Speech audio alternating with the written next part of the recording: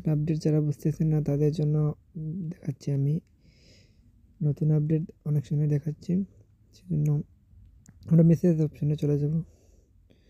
Message অপশনে স্কিটোর মেসেজগুলো দেখব। দেখুন এখানে ওরাই মেসেজ দিছে যে অ্যান্ড্রয়েড স্কিটোর অ্যাপ আপসটি এখনই আপডেট করে নিয়ে নাও ফ্রি 3 GB 3 GB ডাটা।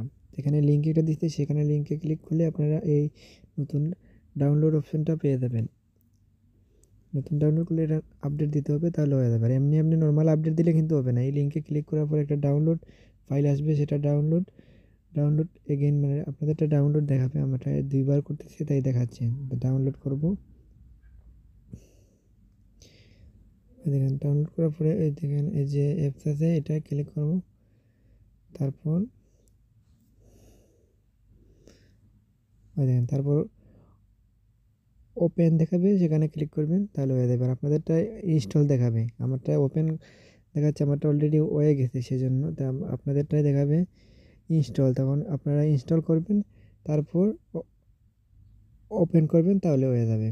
একবারে সহজ বিষয়, কোনো প্রবলেমই নেই।